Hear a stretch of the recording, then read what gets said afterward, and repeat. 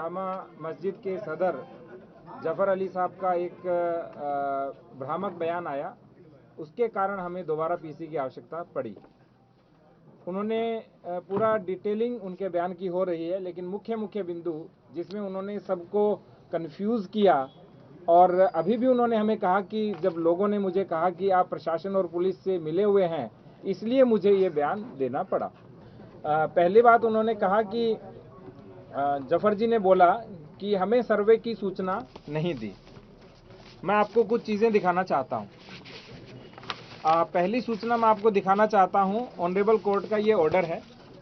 जैसे ही ये कोर्ट का ऑर्डर आया, इस कोर्ट के ऑर्डर के बाद 2:38 हाँ, जो कोर्ट का ऑर्डर आया वो 2:38 पे आया, और इसके लगभग आधे घंटे के बाद वो लोग हमारे पास आए, और फिर 5 बजे से पहले हम कोतवाली आए, और 5 से 5:30 के बीच हम जामा मस्जिद पहुंचे।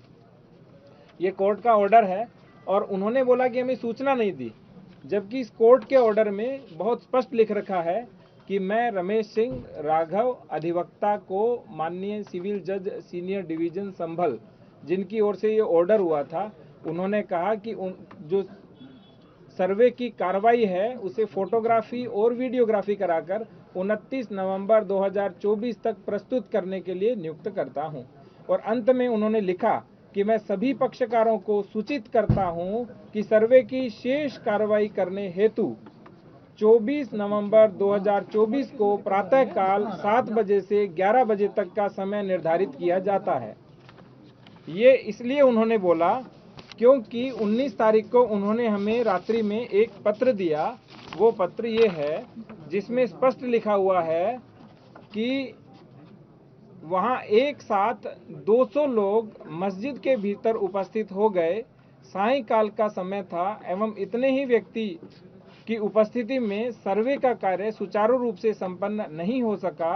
वहां उपस्थित जनप्रतिनिधि एवं अन्य व्यक्तियों द्वारा बार बार सर्वे की प्रक्रिया में अवरोध उत्पन्न किया जा रहा था एवं धमकी दी जा रही थी। अतः भविष्य में पुनः सर्वे की कार्रवाई संपन्न की जाएगी, जिसकी सूचना पृथक से सभी पक्षकारों को उपलब्ध कराई जाएगी, जिससे माननीय न्यायालय का आदेश का अनुपालन हो सके। ये मेरी प्रति थी, और एक कप्तान साहब को इन्होंने प्रति दी थी। इस प्रति के क्रम में ही जो अभी मैंने बोला, 23 तारीख को जैसे जफर साहब ने बोला हमें सूचना नहीं दी, 23 तारीख को 6:15 पे मेरे द्वारा फ़ोन किया गया, लेकिन उन्होंने कहा मेरा स्वास्थ्य सही नहीं है, इसलिए हमने एसडीएम और सीओ को भेजा कि आप एक कॉपी उनको रिसीव कराइए। इससे पहले एडवोकेट कमिश्नर हमारे पास आए और उन्होंने हमें कहा कि मैं जाना चाहता हूं, तो हमने कहा पहले आप कॉपी रिसीव कराइए। तो उन्होंने कहा कि जो कॉपी है वो आप अपने माध्यम से रिसीव करा दीजिए। तो हमने अपने माध्यम से रिसीव करा करके सूचना दी। तो जो पहली बात जो भ्रामक रूप से कह रहे थे हमें सूचना नहीं दी, और इसी के साथ दूसरी बात भी थी, उन्होंने कहा कि दूसरी बार जो ऑर्डर था वो डीएम के आदेश से हुआ, जबकि स्पष्ट रूप से एडवोकेट कमिश्नर साहब का ये तीसरा आदेश था, जिसमें उन्होंने कहा पहला आदेश 19 को किया, फिर 19 को रात को किया कि भविष्य में दोबारा करेंगे, और तीसरा 23 तारीख को किया, जिसमें स्पष्ट लिखा हुआ है कि 24 को सुबह 7 से 11 के बीच सर्वे किया जाएगा। और यही कॉपी अगले दिन सुबह जो उन्होंने कहा कि मेरे से छीन ली गई, वो कॉपी ये है, उनसे छीनी नहीं गई। ये देखिए, उन्होंने स्वयं इसके ऊपर 24 को हस्ताक्षर किए हैं। दूसरी बात जो उन्होंने बोली, वो उन्होंने बोली कि कोर्ट का ऑर्डर 4 बजे का है, जबकि मैंने अभी आपको बताया कोर्ट का ऑर्डर 2:38 का है। तीसरी बात जो उन्होंने बोली, उन्होंने कहा कि 5 बजे के बाद किसी आदेश का अनुपालन नहीं हो सकता, जबकि हम 5 से 5:30 के बीच जामा मस्जिद की ओर प्रस्थान कर चुके थे। इसके बाद उन्होंने कुछ बातें बोली जो कप्तान साहब भी जवाब देंगे।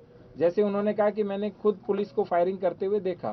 तो मैं ये पूछना चाहता हूँ जफर साहब से कि क्या वो सर्वे अंदर करवा रहे थे या बाहर फायरिंग देख रहे थे, जबकि वो 10:30 पौने 11 बजे तक तो सर्वे करा रहे थे। और जितनी भी ये घटना कारित हुई मुख्य रूप से वो 10 से लेकर के 11 बजे के बीच हुई थी।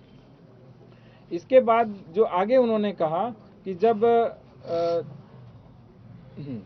उन्होंने जफर साहब ने कहा कि पुलिस असली हथियार चला रही थी अपने। फिर दोबारा उन्होंने कहा पुलिस तमंचे चला रही थी। उसी बयान में जो अभी लाइव इन्होंने दिया, वो तीसरी बार उन्होंने बोला कि मुझे नहीं पता कि पुलिस कौन से हथियार चला रही थी।